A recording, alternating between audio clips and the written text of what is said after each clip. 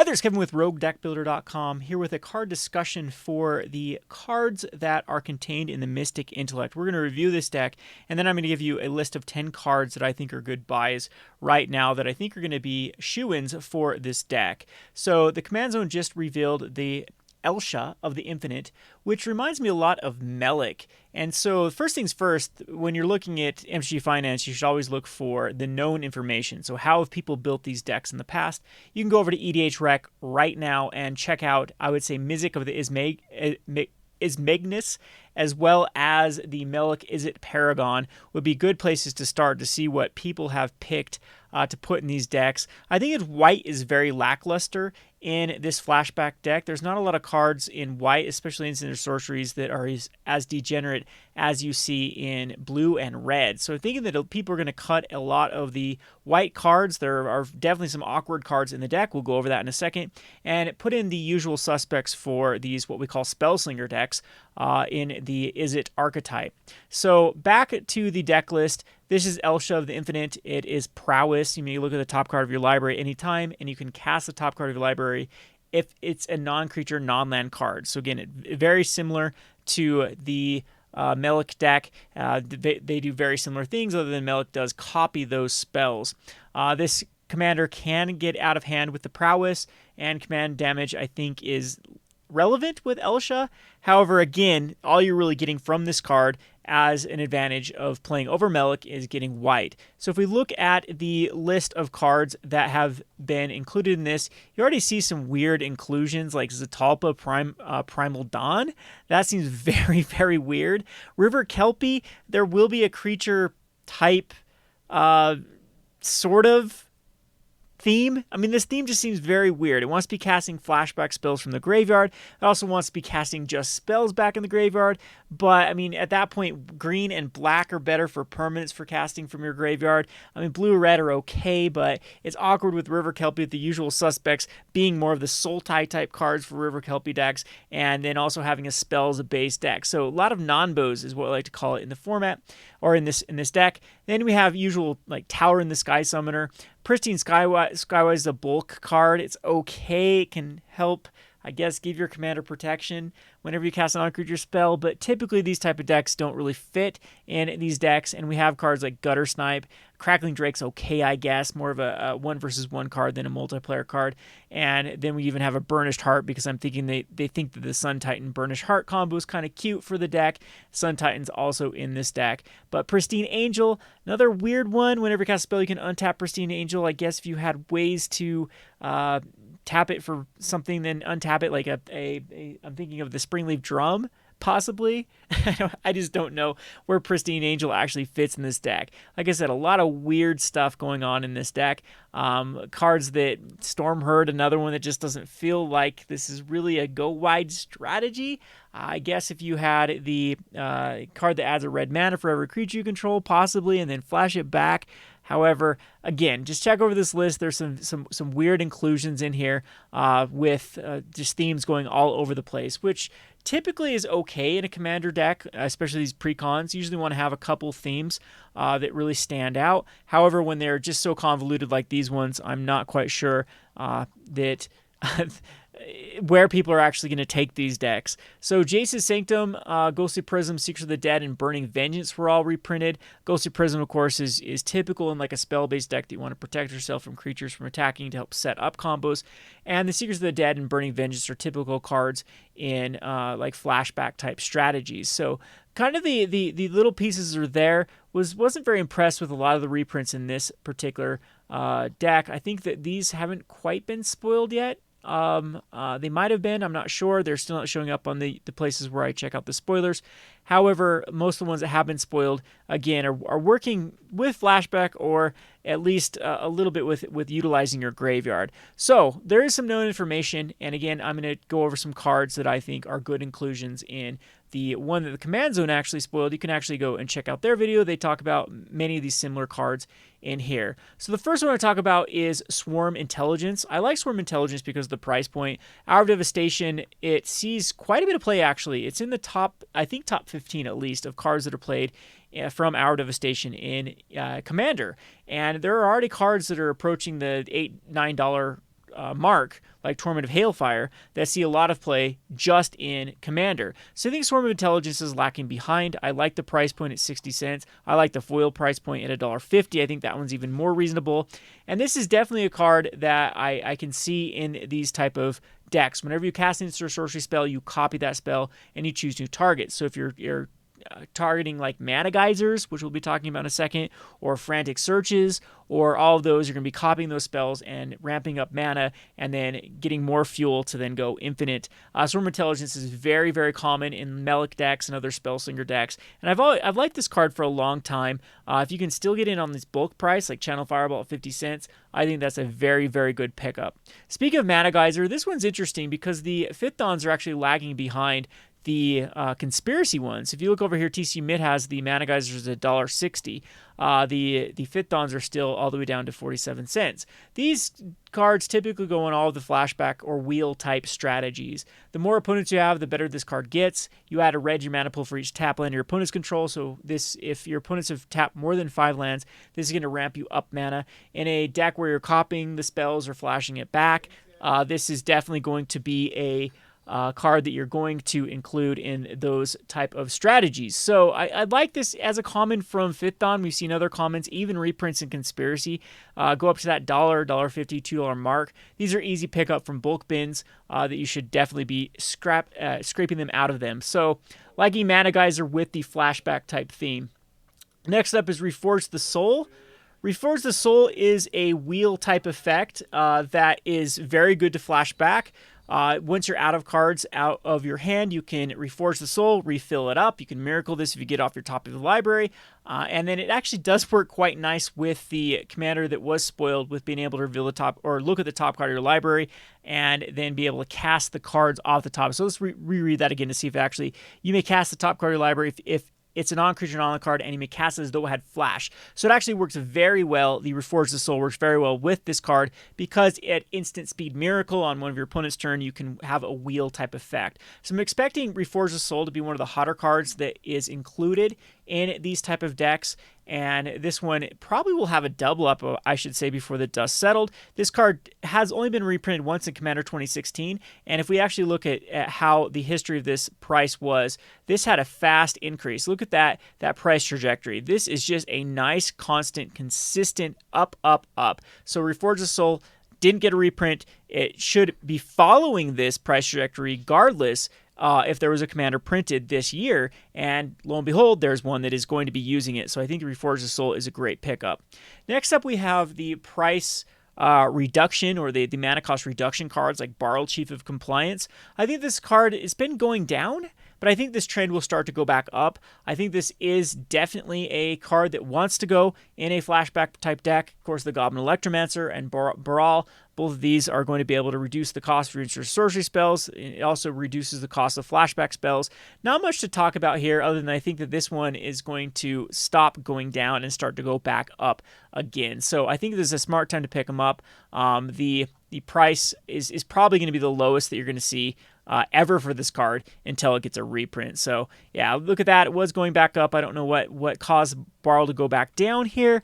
However, maybe it's because of Storm not doing too well in Modern, but I think the EDH by itself is going to start outstretching the supply of this card and the price will go up. So we have another one that is very similar to Baral, which is Primal Amulet. Primal Amulet, again, is one of those cards that I think that it's about ready to start going up. I did have a resurgence in price when people were speculating about using this during, I believe, Ravnica Allegiance. There was a lot of hype around the Primal Amulets because it started to work with particular cards out of that set, and it did have a little bit of price increase there, but I think it's due for another price increase. It sees a ton of play in EDH. The promos are also pretty good pickups. There's the pre-release promo and there's the buy a box promo for the Primal Amulet, but just the regular and the foil I think are great pickups. Same thing, it just reduces the cost of your spells if it is a Spellslinger deck, and then if you do get the Primal Amulet flipped, then it copies spells, which is another theme that is going to be very prominent in this commander.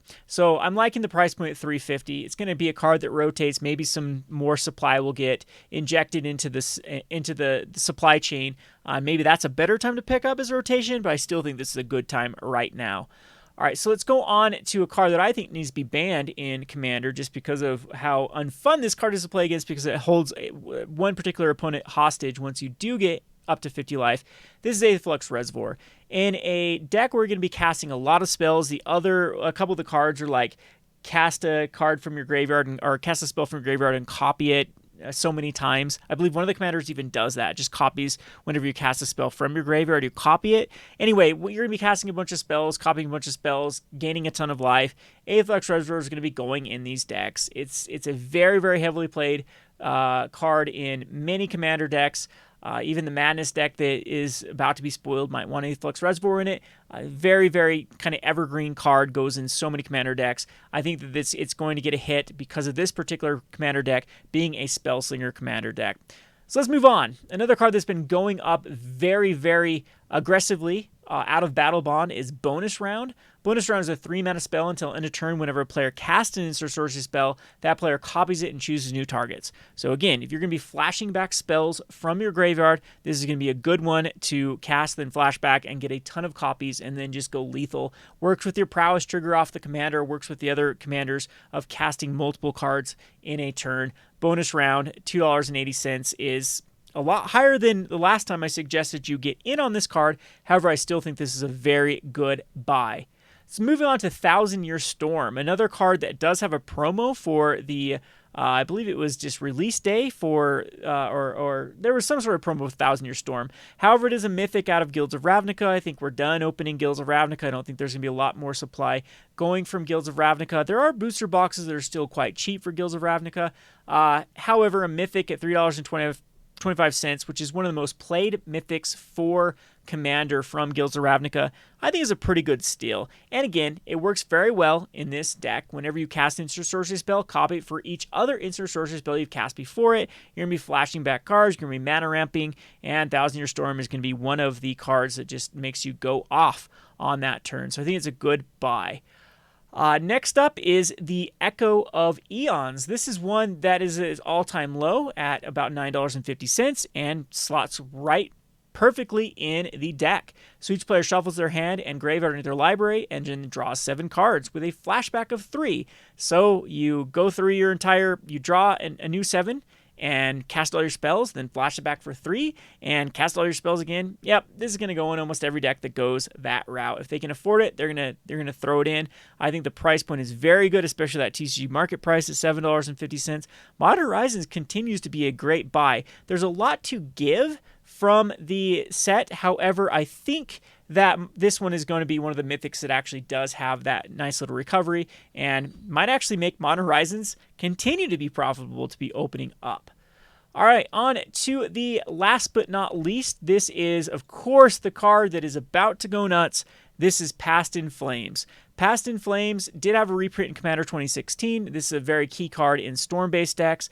It's got a pretty decent spread with market price for mid. I'm surprised this card hasn't started taking off yet, but this gives all flashback in your graveyard. Yep, every deck that is going to be trying to be running around the engine of flashing back spells is going to be wanting Past in Flames. This, mark my words, this card will have a double up. The supply isn't too crazy. Less Innistrad, Modern Masters 3, and a Commander product. I mean, at that point, it almost puts it like a high supply rare.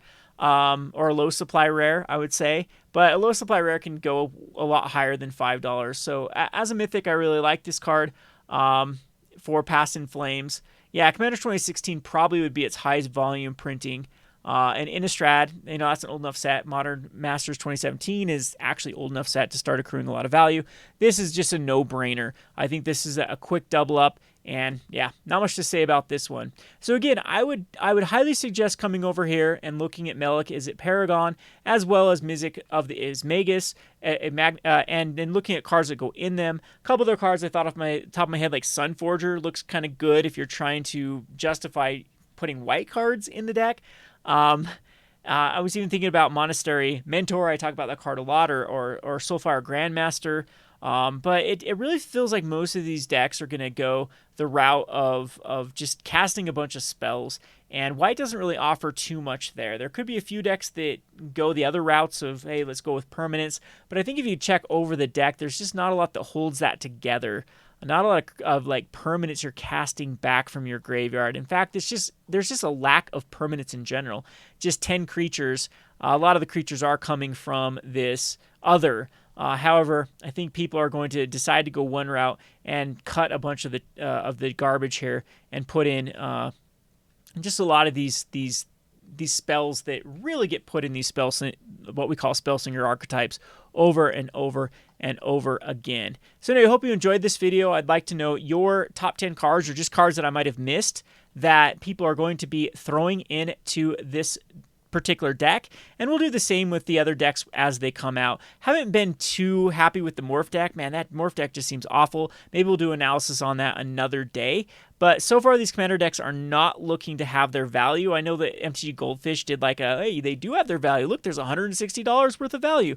But then if you actually do take out all the new cards, like you cannot have any expected value from these cards. No one knows what it is. Where the value needs to come from is the reprints of the card. And if you take away and just look at the actual reprint of this, I mean, let's just do a quick one here for this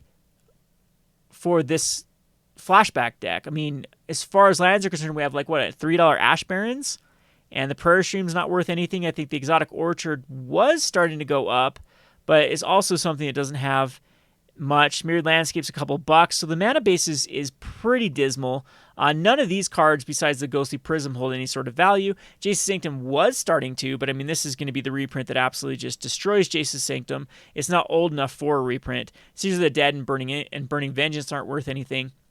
If we go over to artifacts, there's not a lot of value from the artifacts except for Soul Ring on Commander Sphere, which are in every deck.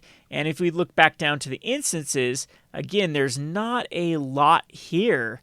With Increasing Vengeance, it would have been a good spec, but it got a reprint. But yeah, just really nothing here with reprints, even in the sorceries. Like Stormherd, nope. Devil's Play, nope. Increasing Devotion, nope. Dust Dawn, nope. Divine Reckoning, nope. Creature-wise, Tauren, nope. Just had a Ultimate Masters printing. Zatalpa, are you kidding me? Clever Impersonator started to have some movement, but it's still Khans of Tarkir. Sun Titan's just been printed too many times to really have any sort of value. And Ral Zarek, just not a very interesting Planeswalker for a reprint. So I would say the reprint equity is terrible in this Mystic Intellect. If we go over to the Morph deck, we did have Seedborn Muse, but I mean, still, that card was just recently reprinted. And Grim Harrisbeck, nope. Dan Protector, nope. 1,000 Winds, are you kidding me? They put 1,000 Winds in a deck? This card's absolutely just bulk as bulk gets. I get it has Morph, but just incredibly bulky with a lot of these type of cards. Same thing with like Hooded Hydra, was barely starting to make some movement. Deathmist Raptor, nope. Just no value in the reprints of these particular decks. Anyway, I hope you enjoyed this video. This has been Kevin with the Rogue Market. We'll continue off with the spoiler seasons for Commander. This is one of the best time for speculations because Commander players are about the easiest players to predict their trends. And what I like about them is a deck doesn't have to prove itself. It doesn't have to win a Pro Tour or do well at a GP. It just has to have enough people cheerleading the deck and a bunch of plebs that are just copying and pasting the first decks that get put on EDH Rec. So get ahead of the trends and yeah, start making that money. Thanks for watching.